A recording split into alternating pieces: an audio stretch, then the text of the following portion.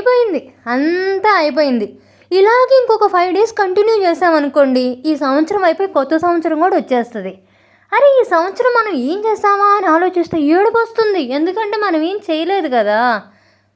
పోనీ ఏడుద్దామా అంటే దున్నపోతులాగున్న ఏడిస్తే దరిద్రంగా ఉంది ఆపమ్మ అంటారేమో, అదొక భయం. ఇలాంటప్పుడే మనకి సాడ్ సాంగ్స్ అన్నీ గుర్తొస్తాయి అన్నమాట. మీకోసం ఈ పాట నా నోట వినేసేయండి ఈ పూట. అంతా భ్రాంతియేనా, జీవితాన వెలుగింతేనా, ఆశ నిరాశేనా, మిగిలేది చింతేనా. చివరికి మిగిలేది చింతే. ఎందుకంటే ఈ సంవత్సరంలో మనం ఏం చేయలేదు కదా. ఎవరైనా నన్ను నువ్వేం చేసావని అడిగితే చెప్పుకోవడానికి కూడా ఏమీ లేవు. ఏం చేశాను, లేచాను, వండుకున్నాను, తిన్నాను, గిన్నెలు తోముకున్నా, బట్టలు ఉతుక్కున్నా, పడుకున్నా, మళ్ళీ లేచా, సేమ్ రొటీన్ అనమాట. మధ్యలో నేను చేసిన పని ఏంటంటే రీల్స్ చూడడం. ఈ రీల్స్ స్క్రోలింగ్లో పిహెచ్డి చేసేసా.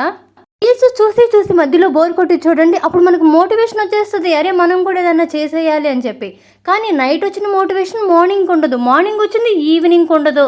సరే చాలా కష్టపడి ఏదన్నా చేద్దామని స్ట్రాంగ్గా ఫిక్స్ అయితే ఓ వారం కంటే ఎక్కువ చేయలేము.